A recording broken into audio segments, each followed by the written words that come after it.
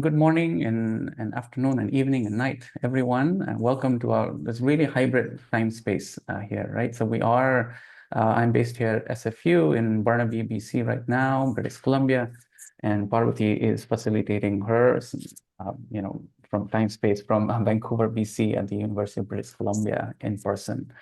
I'd like to begin by acknowledging that we are gathered here on the unceded ancestral and traditional lands of the Musqueam, Squamish, Tsleil-Waututh, and Coquitlam nations. These lands have long been places of teaching, care, and governance. And it's really an honor to be here today in conversation with other Indigenous homelands across the world. Today's event also connects us in many ways across geographies, right, to the Chittagong Hill Tracts in southeastern Bangladesh, the homelands of the Chakma, Marma, Tripuri, and other indigenous peoples. These are lands, like so many others, have endured state-led displacement and forms of slow violence. Yet they are also spaces of resilience, care, and the ongoing work of indigenous women who continue to lead movements for justice, belonging, language revitalization, and reimaginings of indigenous futures. My name is Rupak Shrestha. I am an assistant professor in the School for International Studies and the Global Asia program here at Simon Fraser University in Burnaby and also in Vancouver.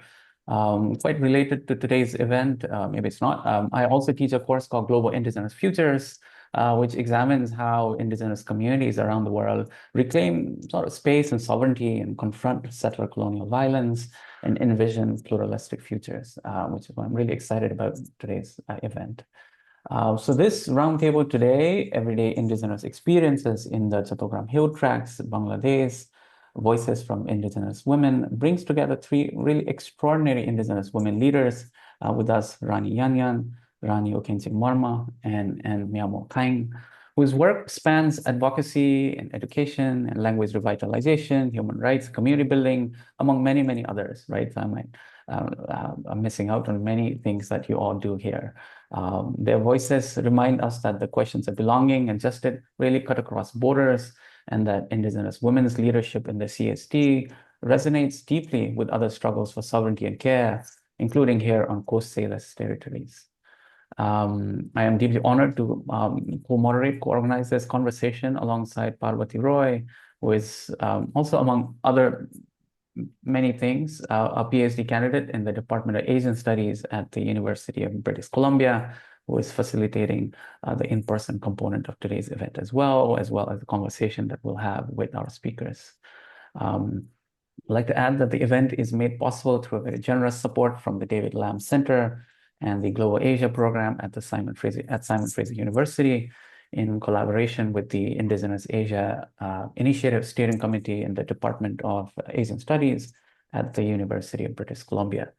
Across these institutes, I'd like to thank Joel Lee and Doris Tai at SFU and Fuyubi Nakamura at UBC for your individual and collective work, care, and collaboration in bringing this event together on such short notice, right? So finally, I do want to thank all of you joining both in person and online for being part of the space of listening and learning and solidarity. With that, I'd now like to hand it over to Parvati Roy, who will moderate our session and introduce our speakers, Rani Yanyan, again, Rani Okenching Marma, and Miamo Kaing. Thank you, Rupak, and Juju Bakkunore. And welcome to this hybrid space. And I would like to thank the speakers for agreeing to come to this event within a very short notice. I know it's like late night in Bangladesh and even late night in other part of where Maya is currently joining us. So thank you so much. And so today I will be co-moderating this event. So thanks to Rupak as well for prompting this event. So the prompt actually came from him. And also thankful to David Lam Center and Indigenous Asia Steering Committee for supporting this event. I would like to provide some context of this event. So this event is a response to the brutal rape of the Marma indigenous girl who was reportedly gang raped on 23rd September of 2025. And it's not only the response to that brutal rape, but also the continued violence against indigenous women and the indigenous people of the Chittagong Hill Tracts and elsewhere, and the continuation of impunity and negligence of institutional failure to address the systemic justice and oppression against the indigenous peoples. We, myself as a Chakma indigenous woman, and as well as the speakers are from we are from like two would be wrong to say, because I know that two of the speakers have like mixed ancestral ancestry of Marma and Rakhine. So we are gathered here. We often in Bangladesh, we are labeled as anti-state or like separatist, as we voice for our rights and speak against the persistent systemic injustice and discrimination. So today's roundtable centers Indigenous women's voices to break the misconception, misrepresentation, and misinformation on Indigenous peoples by the dominant discourses. And it aims to learn, despite the adversities, how as Indigenous women from the Chittagong Hill Tracts, we have been continuing to work for the Indigenous people through different involvements. So I would like to begin today's events by introducing the speakers. I would like to start with Rani Yanyan. So Rani Yanyan is the advisor of the Chakma Circle, an Indigenous people's traditional administrative and governance institution in the Chittagong Hill Tracts of Bangladesh. As an Indigenous people's rights defender and women's rights activist, her more than a decade-long activism has focused on movement building to establish peace through justice, equity, and inclusiveness. Ms. Yan collaborates with and facilitates strategic partnership among local communities, national and international rights, and development organizations to find solutions to pressing rights and development issues. Throughout her career, Ms. Yan has continued to empower Indigenous women through various initiatives, including facilitating the appointment of Indigenous women in all male Indigenous traditional governance institutions and mentoring Indigenous youth activists on defending rights. Rani Yan has emerged as a fearless voice and outspoken advocate for equal rights and justice, despite facing immense security issues and even violence. For her unmatched commitment, courage, and efforts to protect and defend marginalized people's rights, Rani Yan was honored with the Global Anti-Racism Champions Award by the US State Department in 2023. In 2021, she was also nominated as a finalist for the Women Peacebuilding Award 2021 by the United States Institute of Peace. And our second speaker for today's event is Rani U Khengching. So Rani U Khengching Marma's work centers on preserving Indigenous autonomy, advancing customary rights, revitalizing the Marma language, and transforming educational opportunities for Indigenous children in the region. Through her research on Marma language, she continuously advocates for meaningful multilingual education policies in Bangladesh that honor Indigenous linguistic heritage and give Indigenous children the tools to thrive in their own languages. Also, as an advisor to the Women Headmen and Karbari Association, Hmong Circle, she champions the rights of women traditional leaders, ensuring their voices and heard in decision-making and community spaces. Deeply committed to youth empowerment, Rani also believes in creating pathways for the next generation, ensuring Indigenous young people have access to quality education research, and other opportunities that allow them to lead their respective communities into more equitable future while staying rooted in their indigenous and cultural identity. And lastly, we have Maya Mo Kang, who is also an Indigenous woman. Her work explores the intersectionality of Indigenous and gender politics with a focus on social justice and decolonial approaches. She is currently a graduate student of social work in Australia. With a background in journalism and telecommunications and academic training in business and development studies, Maya brings a multidisciplinary perspective to the issues of equity, repression, and Indigenous self-determination. So thank you again to all the speakers. Since today's themes of the roundtable are everyday experiences of gendered violence, displacement, and representation of Indigenous women and Indigenous people in national discourse, I would like to invite our first speaker, Rani Ukengching. Rani Ukengching, to you. Are you here with us?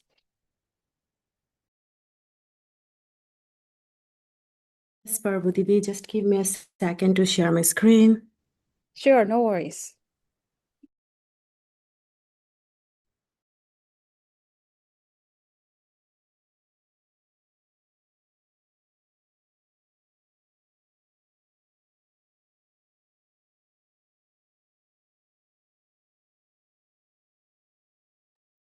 Okay.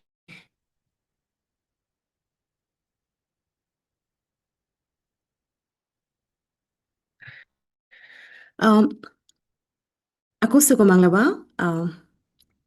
Good morning, good afternoon, good night, whoever is joining across the globe. And thank you to Parvati Di, thank you Rupak, thank you UBC and SFU for arranging such a wonderful event, which is an urgent necessity for the indigenous communities of the Hill Tracts for the global representation.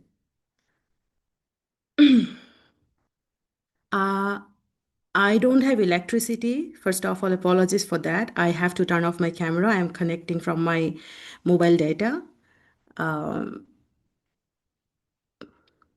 Okay. So I am very much delighted to be reconnected with UBC after 6 years. So I was at UBC back in 2020 for a training program, and I am reconnected again through this very much needed event for our people. So I want to begin my talk remembering an Indigenous woman whose voice was taken away, but whose story must be reheard as well. You can see a picture of a woman with a red top on the right side in the slide. So her name is Chingma Khyang. She is an Indigenous woman from the Khyang community who is a minority within the minority groups as well in the Hill Tracts. So on the 5th May 2025, Chingma was brutally raped and murdered while working in her Jum field. So Jum, or shifting cultivation, or in Marma we call it Tongnya, is a simple act of life and survival, which is being practiced for generations and central of indigenous identity. So Chingma was brutally raped and her body was found mutilated. Even after 6 months, her family has yet to receive the post-mortem report. And the truth of her death is trapped behind the silence because here her body and her indigenous ethnic identity intertwine, making her invisible doubly, a silence imposed by the invisible powers in the Hill Tracts. So over the last few months, students, activists, and ordinary citizens have taken to the streets and social media. But our cries for justice seem to vanish before they reach the ears of the authority. So this incident is not an exception. It is a part of a wider system of gendered and structural violence against Indigenous women, exacerbated by linguistic exclusion, displacement, and the systemic impunity that as in Indigenous women and our community in the Hill Tracts live through every day. Therefore, seeking justice for Indigenous women survivors of sexual violence is rarely straightforward in the context of CHD. So, in the Hill Tracts, multiple administrative powers overlap. Our own traditional justice system, the government, and also a military rule. But for the indigenous groups here, we follow our own customary laws to resolve social and family related issues, and punishments are usually determined within the community through these traditional systems. However, in cases of sexual violence where the perpetrator is a Bengali settler, these customary laws lose their authority. In such situations, the survivors are forced to turn to the mainstream legal system for justice. So, over the past few decades, the administration's persistent non-cooperation in cases of sexual violence against Indigenous women by the settlers has fostered a culture of impunity, one that has generated deep collective resentment and anger among the Indigenous communities. So, going back to the customary system and how the Indigenous autonomy works in the Hill Tracts. So before even the Bangladesh nation state formed, for centuries, the indigenous peoples of the Hill Tracts practiced a well-structured form of self-governance. In 1798, when Francis Buchanan, a botanist and traveler, received the assignment to survey the Chittagong region to explore the potential for growing exportable spices and crops, he was very well aware of three existing circle chiefs or rajas back then. So back then they were not known as circle chiefs, they were known as the local leaders or rajas or the kings. Three of them are Bomangri, Mong Raja, and the Chakma Raja himself. So even before the British annexed the region in 1860, the Hill Tracts functioned as an autonomous hill territory where the Rajas exercised both judicial and administrative powers. So the British later formed this system under the Chittagong Hill Tracts Regulation of 1900, recognizing indigenous customary governance to maintain our own local order, dividing into three circles as Hmong, Chakma, and the Bomang. So as you see, each circle is led by a hereditary chief, supported by the headmen and the garbaris, who manages village affairs, land distribution, conflict resolution, and the own customary justice. So this system is still independently operated. We have like this three-tier organization where the Raja is on the top, in the middle it's the headman, and on the bottom, the village chief or the garbari. So this system is operated based on the community consensus, customary law, and the mutual respect rather than the written legislation or the external authority. However, after the partition of the Indian subcontinent, and especially after Bangladesh independence in 1971, the autonomy was gradually eroded through centralization of the powers. So going back to the issue of the recent rape case of the Marma girl, which many of you have seen mentioned in the event description. So this incident sparked immediate and widespread protest led by the indigenous student and the youth organizations. Even this time, we have seen many indigenous women came down to the street supporting the protest and demanded justice. But the ultimate result was zero. And this case as well mirrors the earliest tragedy of Chingma Khyang, which I mentioned at the beginning. So in both cases, what you can see, false narratives were constructed to manipulate the medical reports and attempt to silence the truth and deny the justice of the victims. So in Marma language, there is no direct translation of the word rape. And the absence of a term does not mean that the act doesn't exist, right? Rather, it reflects how such violence was historically unimaginable within our culture and linguistic worldview. So in the Marma society, like many other indigenous communities in the CHT, we have strong communal mechanisms of consent, mutual respect, and community accountability.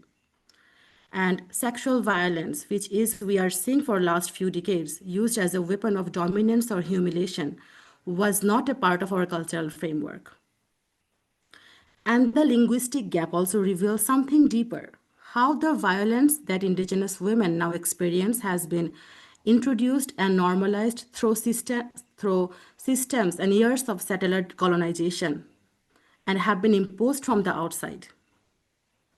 So when we are forced to borrow the words from Bangla or English like dharshon or rape to describe the trauma of the survivors, it also shows how the structures of violence and even the language to name them comes from beyond our own Indigenous world.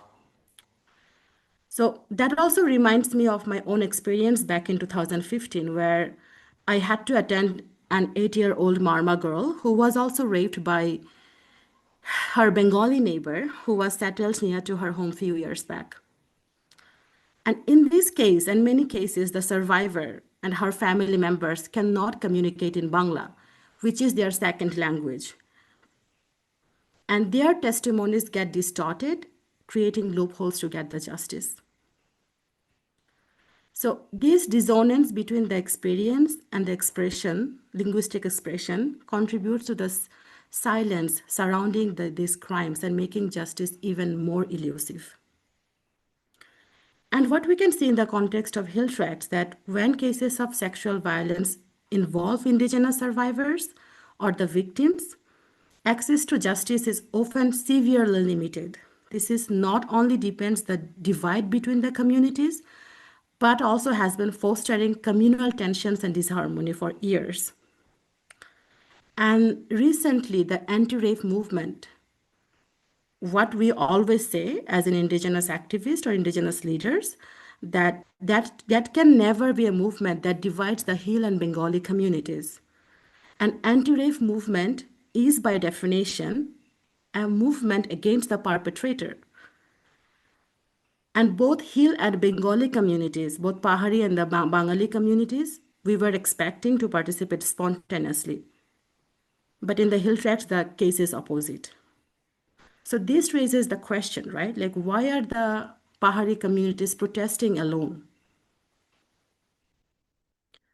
And as we have seen, the peaceful protest that has been hijacked by violent arson attacks in the Ramesu Bazar area, where you can see in the picture that a father was helplessly running carrying her daughter who was attacked by her own school teacher. So she was specifically targeted during the violence because 2 months back, she raised her own voice and protested against her school teacher, who is a Bengali himself, and who was harassing several Indigenous girls in the class and her as well. And this arson violent attack diverted the movement from its true purpose, undermining its original message of the anti-rape movement.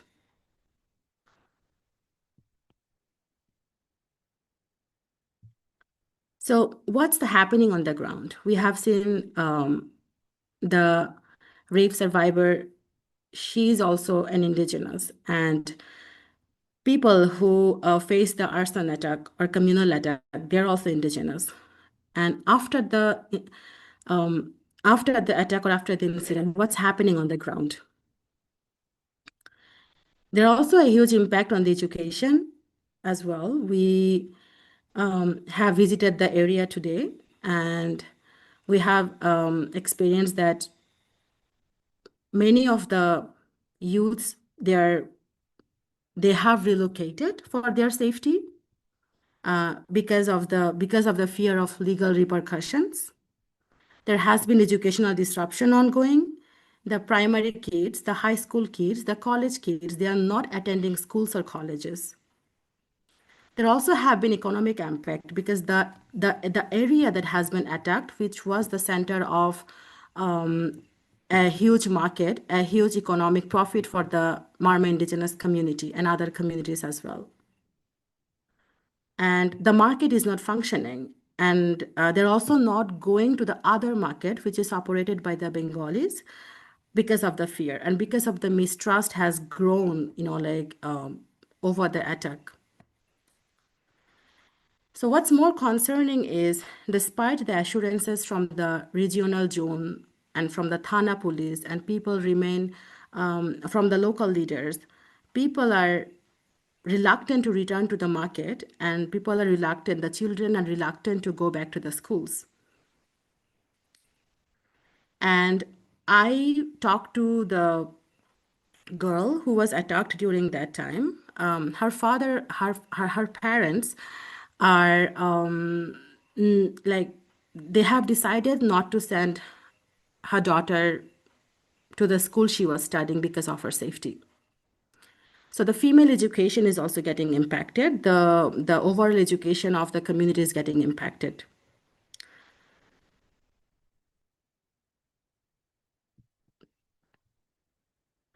So what is more concerning right now, is the amount of hatred and misinformation that has spread over last few days, circulating propaganda about the indigenous communities.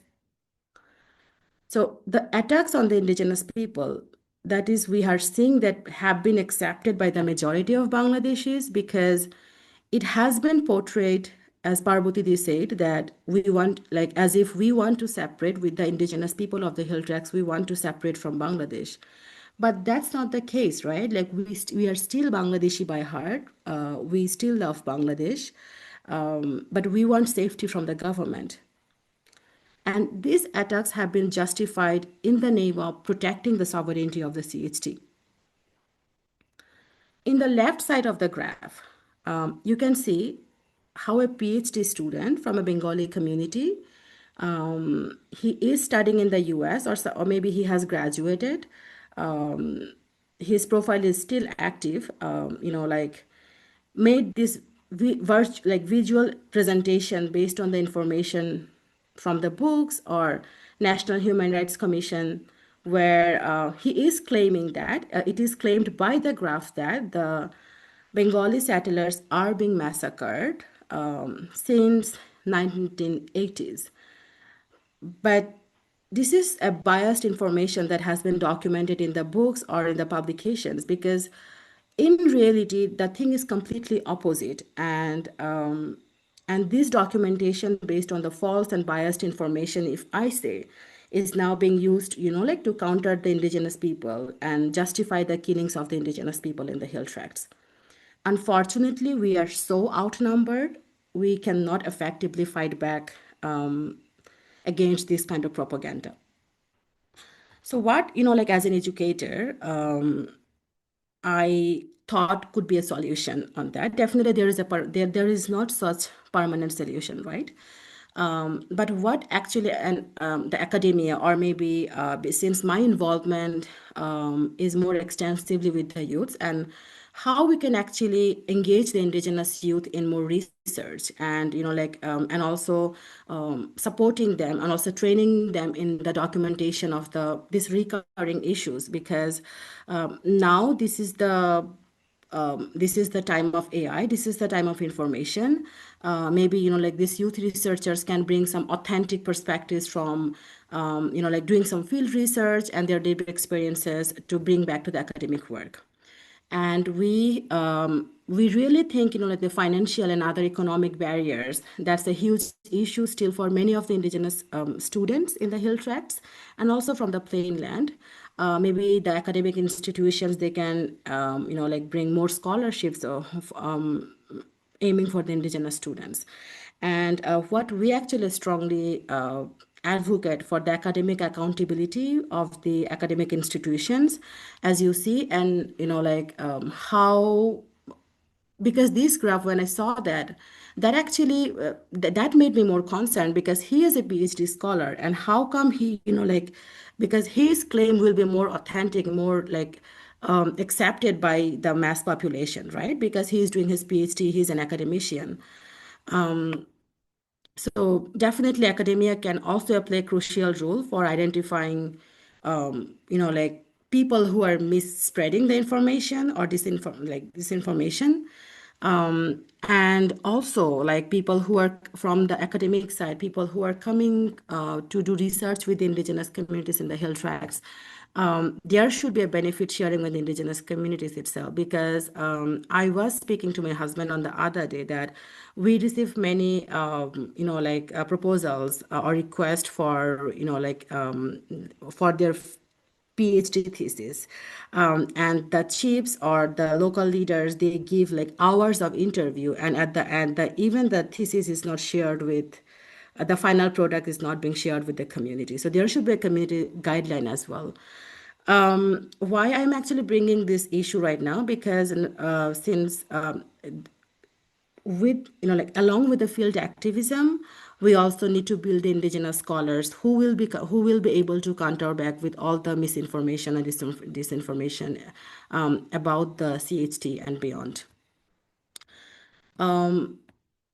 So in response to the recent attack, what we have done, we have maintained a confidential fundraising group, global fundraising group, because we thought, bringing that fundraising effort to attention might not be safe for many of the youths who are involved. And today we went for the fund distribution, and we also met the survivor, Umela, who was attacked by her own teacher. That's it from my side. I am expecting to hear more from the other two speakers. Thank you very much. Thank you, Rani Upengching. Can you please stop sharing your screen? Yeah. So now I would like to invite our second speaker, Rani Yanyan. So to you, Rani Yanyan. Okay, I just need to check whether you can hear me properly. Yes. First. Yeah, we can hear you. Okay, so aku thugo Rikobaya, Bakunore Mui Juzuzanangor. Greetings to all in Marma and Chakma Indigenous languages. First of all, of course, I have to thank the organizers for arranging this event and for inviting me to speak. Since, as I understand, and Ms. Roy has already confirmed that this event is organized, the backdrop of the recent gang rape of this minor Indigenous girl and subsequent atrocity that was carried out against Indigenous peoples. As an Indigenous rights defender, I should be focusing on the challenges of seeking justice for our Indigenous sisters, our mothers, and our daughters. So if one searches through online on the topic of violence against Indigenous women and girls in the CHT, one phrase would commonly pop up in the majority of the articles and the discussions is the culture of impunity. That's the key word. And another, mostly used by rights activists and academics, is rape as a weapon, rape used as a weapon. These phrases are self-explanatory, but only those who live in a territory under military rule, in a democratic country, with continuous settler expansion in their region, would be able to fully grasp the gravity of these phrases. The culture of impunity in CHT does not exist because of weak institutions. It is enforced, it is sustained by the state security agencies. And to understand the entire context, one needs to know the history of militarization of Chittagong Hill Tracts and state-sponsored settlement program of non-Indigenous, landless, destitute Bengalis in Indigenous territory to engineer demographic change in the indigenous inhabited region. But without going into these historical details, which requires a lot of time, I thought it would be easier for everybody to understand the context if I ask everyone to think about Gaza. The CHT is our country's own piece of Gaza. And just like in Gaza, the settlers and the military have a symbiotic relationship. Each need the other to serve their interests at the expense of the original inhabitants of the land. The settlers need military patronage to claim and retain their ownership of land, our land, that was handed over to 400,000 of them by the late 80s. The number, the number since increased exponentially over the past 3 decades, almost making us the minority on our own land. And at the same time, the military needs settlers. The settlers act as a de facto civilian forces for the military. They act as a civilian props for the military. And worse so, they become the human weapon against indigenous people when the military wants to curb our resistance to state's systematic and structural oppression. Military needs settlers to consolidate and retain their power in CHT. And precisely because of that, when sexual violence against an indigenous woman or a girl, indigenous girl, is perpetrated by a settler Bengali, we see horridly how state institutions and state agencies actively and sometimes brazenly protect the perpetrators. After trying to seek justice for so many incidents of rape, sexual assaults, killing after rape of indigenous women and girls, indigenous women rights defenders like myself, we could see a pattern emerging. We can see a pattern so repetitive, so obvious, that we can write it down scene by scene like a movie script, what awaits on the journey if we are to seek justice for these victims and survivors. But also, I most certainly should not generalize. The pattern I'm going to share now is only in reference to the cases that were so brutal, the cases so unbelievable that a human being or a group of human beings can do to another woman, to a child, the cases that practically sparked public outrage. And then, most interestingly, such cases that sparked public outrage and gained some degree of national and international visibility through rights organizations are the cases that most likely the victims would never get justice. I hope to explain it a bit more later if I have time, but I want to go on with the pattern that I wanted to share. So if public becomes aware of the incident, firstly through social media nowadays, or through their personal networks, so it becomes a public knowledge that sexual violence incident have taken place, where the alleged perpetrator is a settler. The first hurdle begins at the state police station, where police are reluctant to receive the complaint.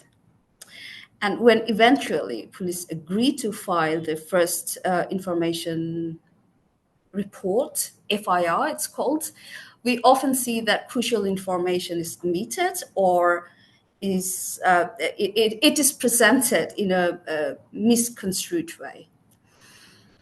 And police can sometimes even go an extra length to create doubt about the rape or murder, even before the investigation is started.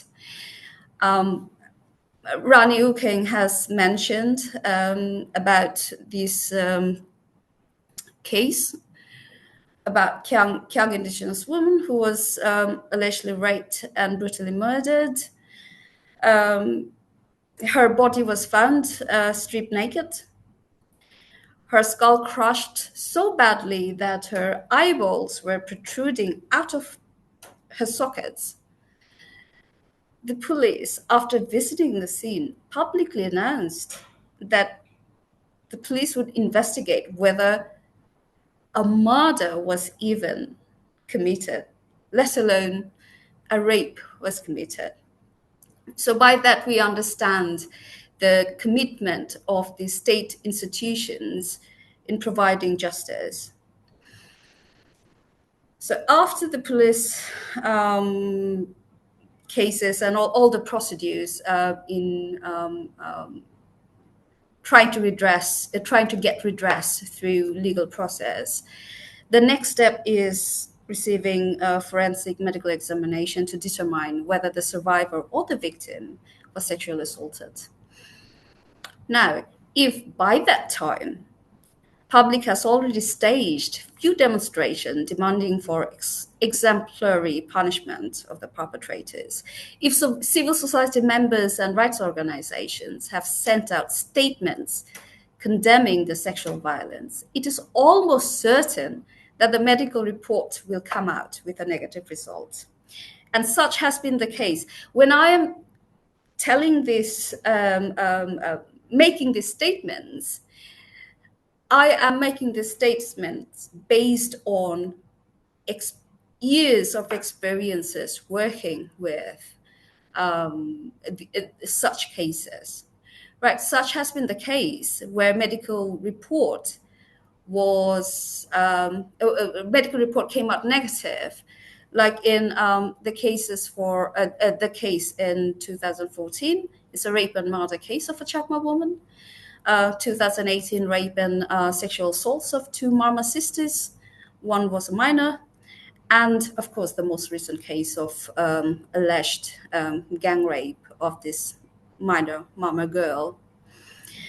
And if I focus on this recent case, the confidential medical report, it's supposed to be confidential. This report was leaked to several settler-run online portals and to media outlets moments after it was sent to the police from the medical authority. And the report was widely shared in these portals and in the mainstream media outlets. And prior to that, for 3 consecutive days, these very portals have been claiming with arrogance that comes with certainty that the girl was not raped, that it's just a ruse to incite violence. And settler groups even staged a couple of demonstrations in the capital claiming that the girl was not raped 3 days prior to the report was produced. 3 days before the report was produced, these organized settler groups knew that the medical report will and have to come up negative. Now, if I hadn't been personally involved in one such case, seeking justice for these Marma sisters in 2018, I probably would have had my doubts listening to what I just said. That how is it possible that state is trying to cover up rapes and sexual violence? So these sisters violently raped and sexually assaulted, allegedly by 2 military soldiers who came to seek medical care at the hospital, were detained in the hospital for 24 days by the law enforcement and security agencies. The chief of the hospital authority was forced to produce a negative medical report, and when he refused, he was charged with a fabricated corruption case, which practically destroyed his medical career for so many years.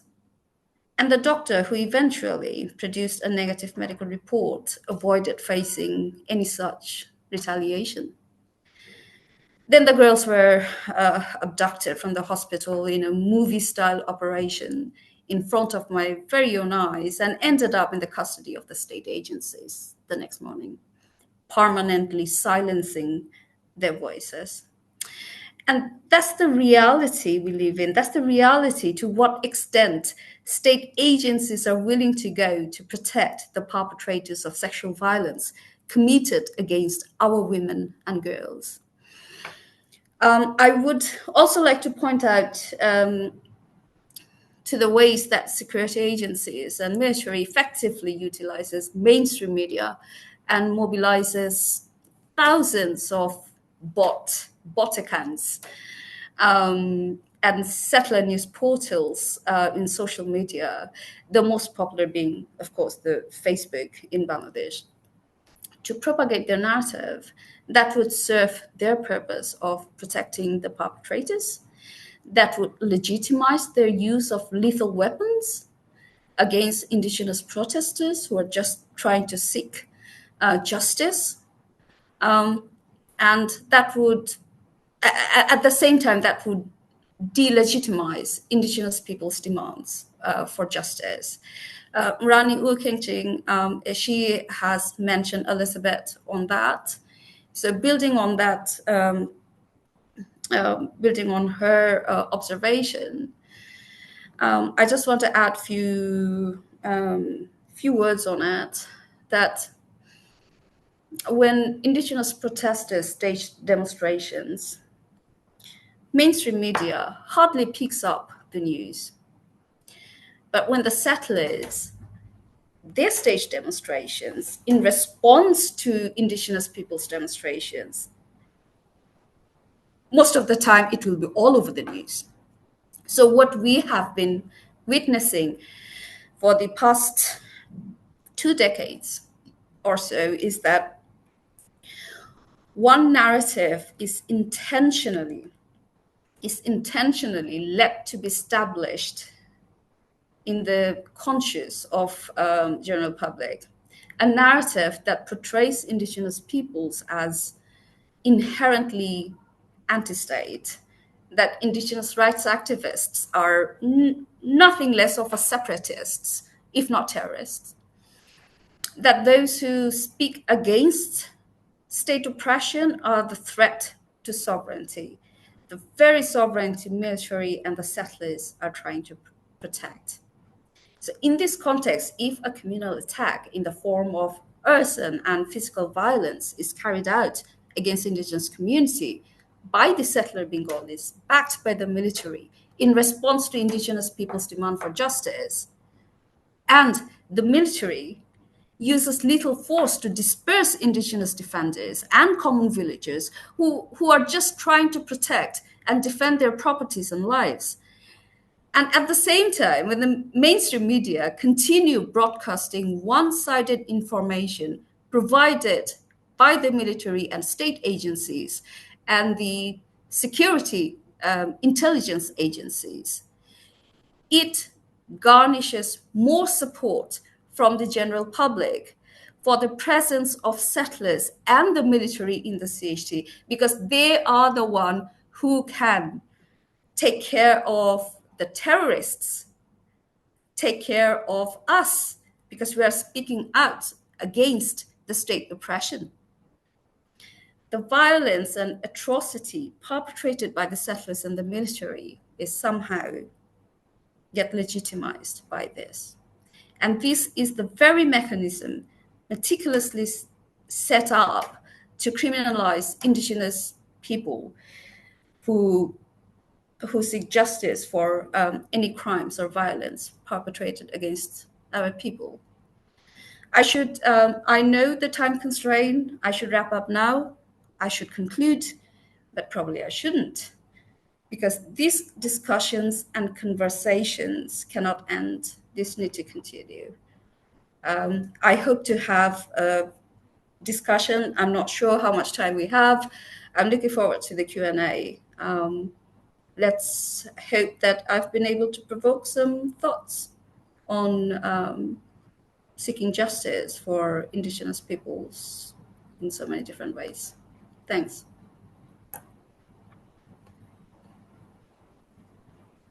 Thank you so much, Rani Ukengching. I got emotional a little bit listening to the some of the brutal, but also true stories of the violence Indigenous women face in the Chittagong Hill Tracts.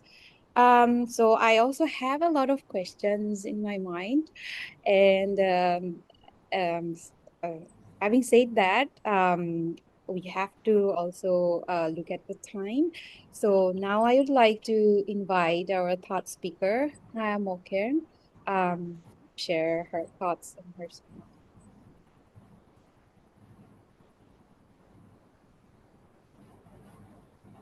Hello. Good morning. It's 4 a.m. on the Gold Coast. And Rikubayo, Namaskar. Welcome to the session. And I don't know what to say because I think it's always very unsettling every time I see the image of Chigma Kyang. You literally don't have words. And I also feel very guilty of the privilege I have. Just to give a bit of positionality statement that I am a Marma Indigenous woman, able-bodied, middle class, have had opportunities all my life that have been denied to my community mostly. And I hold this reality with a lot of gratitude and discomfort at the same time. What I would like to do today is add a different dimension to the discussion so that we could step back and look at the broader picture of how narratives fit in the state narratives as well as how media presents it. Okay. For those of us who are joining in or from other parts of the world than Bangladesh, for those of us who do not know much about the Chittagong Hill Tracts, I think it would be a good opportunity to look at Chittagong Hill Tracts from the dominant imagination. And in that case, I was thinking, how could someone who have never been to Chittagong Hill Tracts, how would they approach it? Probably they would Google Chittagong Hill Tracts, and the internet provides that as a litmus test. And when you Google Chittagong Hill Tracts in the left image, you will see that there are different images that comes up, and there's a carousel of beautiful natural photos, right? For in the left, you see there is Sajuk Valley, and then there are shared photos in the carousel. And on the right, you see travelers. They are coming to the hill tracts. They are very adventurous. They want to move away from the chaos of their busy lives in the city. They are trekking in the hill tracts. So that is also the kind of understanding a lot of people have and the interaction they have with this region. Then we also have festivals, and festivals like, for example, on April 13th, which serves as the New Year's Day for most communities there. And usually you will see media filled with images, very bright, colorful images, especially of women who are celebrating the occasion and marking the specialty of that occasion. And we also have religious festivals like the Sky Lantern Festival that happens mostly in October for Buddhist communities in the hill tracts. But this also ties with how we have a development narrative for tourists. In the left, for those of us who cannot read Bengali, it says, "Eto সুন্দর রাস্তা বাংলাদেশে, থানচি আলুকদম সড়ক." Its translation is, such a beautiful road, even in Bangladesh, right? This is the Thanchi Alikodom Road. And in these images, you see that development for tourists, it's very tourism centered. It talks about well-constructed roads so that tourists can come in and they can go directly to the resorts with drone shots.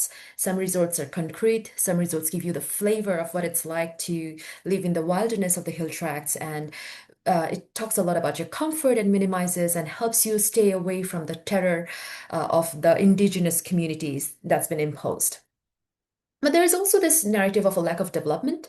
There is like a lack of education, and they have very poor facilities. In the left, you will see that this is a screenshot I took from an academic paper, and it talks about the characterization of the remoteness, the conflict, land grabbing, poor healthcare facilities, lack of water and sanitation, everything that you can imagine. But however, this kind of narrative kind of doesn't question the why. It portrays CHT from a deficit paradigm, as people who do not choose to interact with the outside world. They do not want to be developed. They would rather be themselves and are not willing to be developed to like a civilized stature.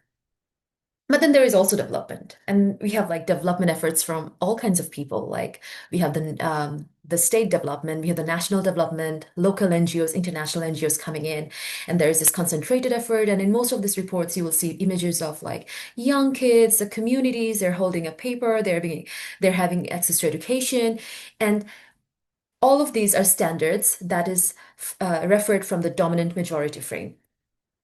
But what this framing does is that it otherizes the indigenous communities. Like the way they even portray how how they picture these communities are often as like others, as someone who's distinct and very different from the rest of the majority Bengali communities, right? For example, their culture is different. They are always looked at from a reference of the Bengali frame, and they're looked as like, oh, they even do not even say wear clothes. They are not even civilized. The kind of food they have is not even properly cooked. They are, as we said, once again, very ties to the development framing and of us being very uncivilized. But the otherization also risks us to being erased. There have been not just like what happened in 2024 and 2025, like severe attacks on indigenous communities.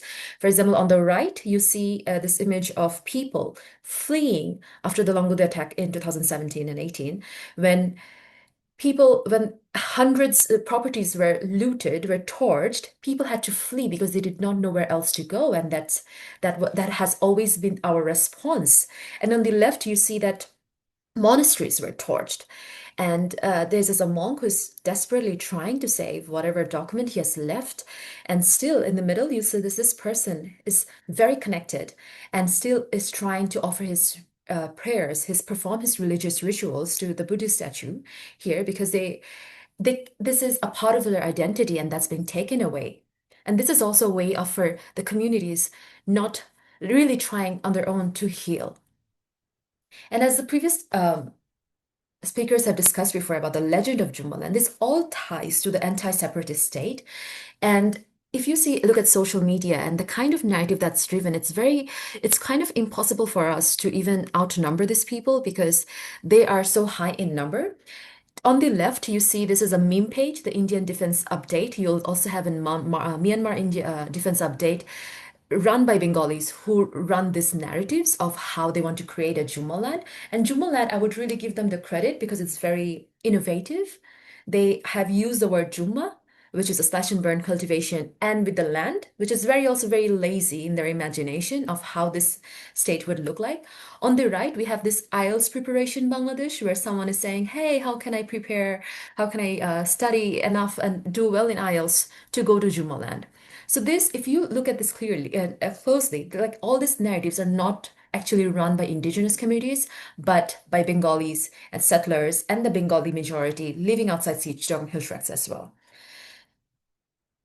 Towards the right, last year, when we had the mass uprising against the former Awami League government, we had this, our walls spoke as a medium of protest, and even in a National Curriculum Textbook Board, we had this image of a tree where you have different leaves, and it reads Indigenous, Christians, Hindu, Buddhists, and Muslims. And it says that no leaves can be torn. But we see in the left image that it was like the leaves were torn, and the only leaf that was torn here was indigenous leaf. And this was the case when in 2024, last year in September, in Dighinala, when houses were torched, and even when these images came up on social media, the narratives were still different. And we don't know at which point what kind of proof is going to convince people about the kind of atrocities that's being inflicted on us. And when there were protests against these atrocities in Dhaka, in the capital, there were attacks on these indigenous communities. On the left, it's actually the same person in both these images. You see that these are people who are so aggressively attacking this girl. And they are even using the national flag of Bangladesh. The irony of this is they're using the flag to hit this girl, but even when they're coming in front of the media, in front of protesters, they are calling themselves as the most, like, the best citizens who are really upholding Bangladeshi citizenship values. So how does media actually report such cases? So the way media sanitizes these reports is they always use terms like communal clash, and it ignores the power imbalance, and it leaves you really wondering how this even started, and it doesn't really give you the context of the historical atrocities that has been inflicted. Towards the right, this screenshot was taken from this year's attacks. And you see that shops, houses, and vehicles burning in Ramsey Bazaar of Khagrachuri's Guimara Upazila yesterday afternoon after some 25 people attacked the bazaar. It doesn't mention who attacked the bazaar. It says some 25 people. Does that mean the indigenous communities were involved? They wouldn't do that, and they would rather leave it vague. But it's so important for us in this case to mention who these people are, because ethnicity, race does become very relevant in this discourse, and the media always tries to avoid it. And how do they do it? They try to decontextualize it and downplay the gravity of the attacks on indigenous communities.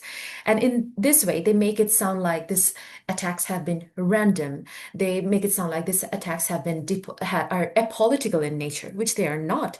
And in this case, media treats visibility itself as a surveillance for indigenous communities. So some people, if you're just reading this report, you may have sympathy for these people, but not necessarily because you tie it with their indigenous recognition, not necessarily because you understand how people from your own ethnicity could do this to the indigenous communities. And of course, the survivors' perspectives are usually missing because of what Rani Ukeng and Rani Yan Yan has mentioned about how the survivors themselves are so stigmatized. I don't think, even especially when they're minor in age, they lack all kinds of resources to even go up and confront the world.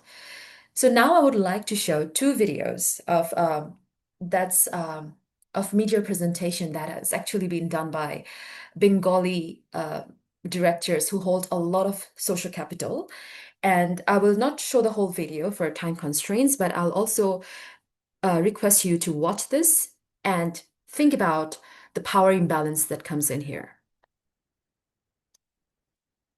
চাচা সিঁড়ি সময় শেষ ও চাচা সিঁড়ি সময় শেষ এই আমি তো Hindu sorry Yeah. Sorry, Yes, we can't see the video. you could? We can't.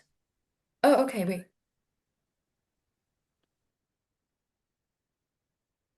Right, sorry, I have to.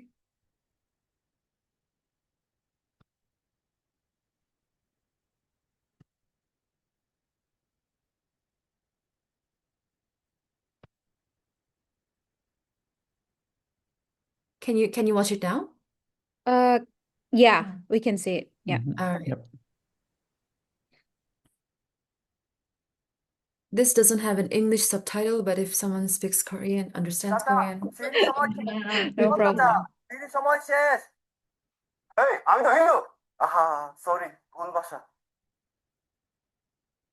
চাচা সিঁড়ি সময় শেষ ও চাচা চাচা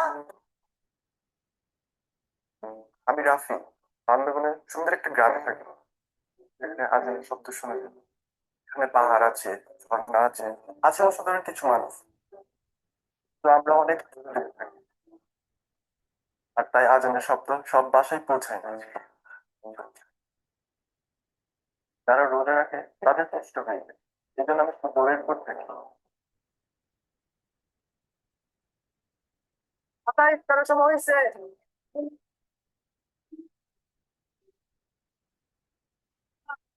ইফতার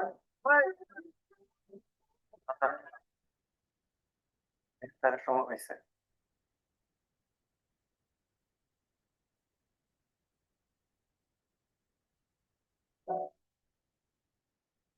ওগুলোতে ভালোই লাগে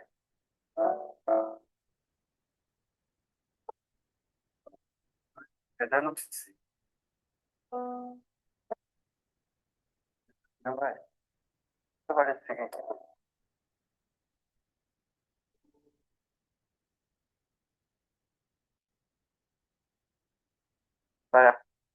Just notice this part where this person is offering namaz, the prayers in Islam. আজানের ঠিক সময় জানাতে দৌড়ায় বেশি দিন তো না মাত্র 1 মাস এটা তো করাই যায় চাচা দেখবেন দেখি কেউ নাই ও চাচা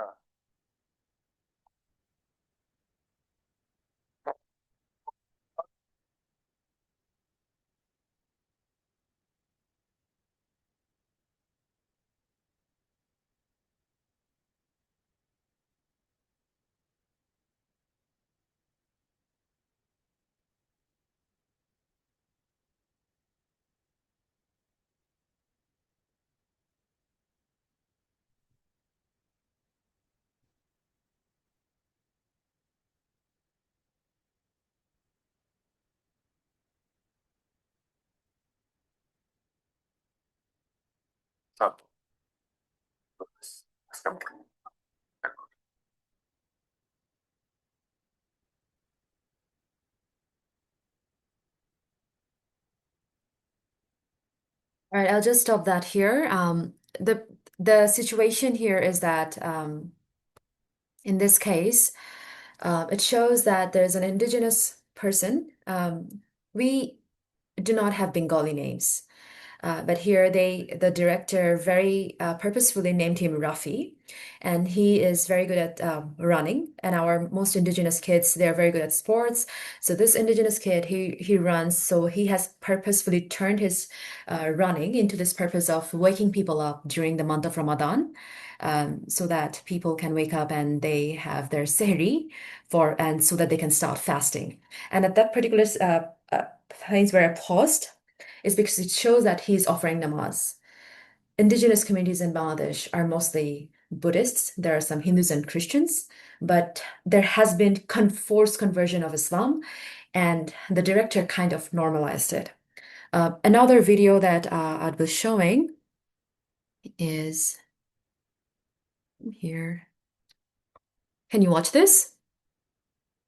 Okay. Cook Studio Manager, Season 3.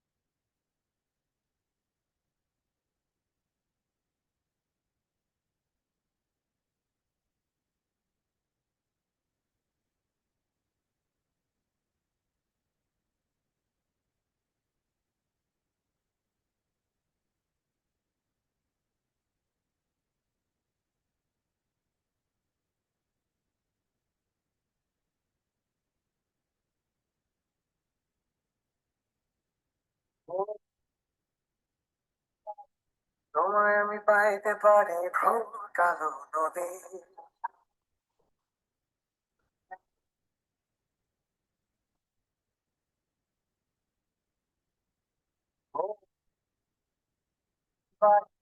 তোমায় আমি পাইতে পারি ভ্রম কালো নদী ওরে যদি পাইতে পারি সাদা মাল উড়াইতে পারি ভ্রম কালো নদী নদীতে তুফান উঠিলে আমি যদি না সেচিলে অঘটনেও রাজি তোমায় আমি পাইতে পারি বাজি ও তোমায় আমি পাইতে পারি বাজি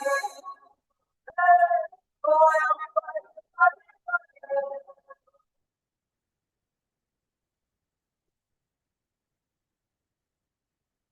Great.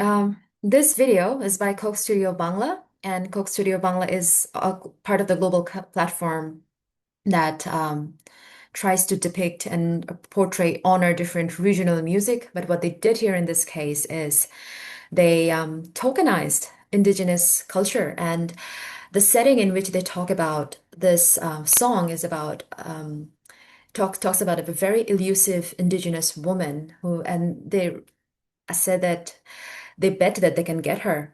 And it also uses, different elements of my culture as well. For example, in the beginning, there is this woman singing that's been an oral tradition that has been practiced in the indigenous communities for ages.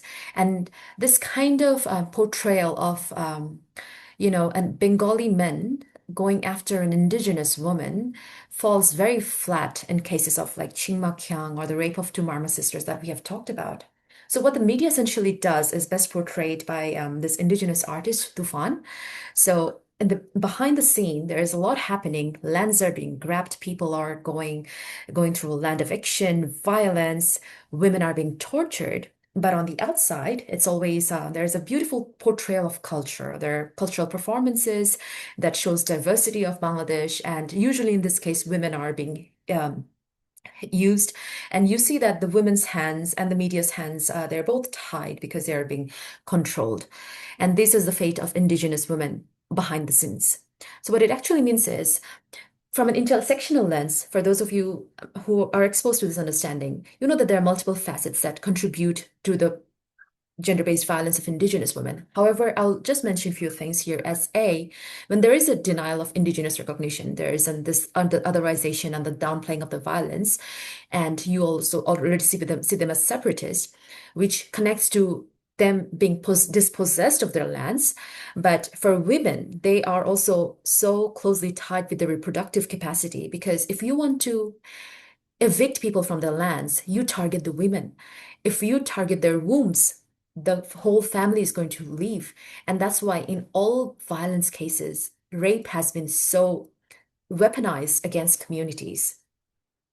And so in Canada, for those of you who are joining from Canada, you know about the National Day for the Missing and Murdered Indigenous Women, that honors and the women who have been lost and the stolen generations, even in Australia.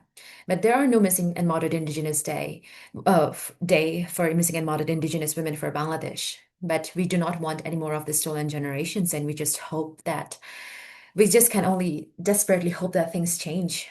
But I don't know how to look forward to it, but maybe some kind of transnational solidarity in that case does help us. Probably doesn't solve the problem, but does help us. This is where I would like to end my speech, and would be happy to entertain Q&A from you.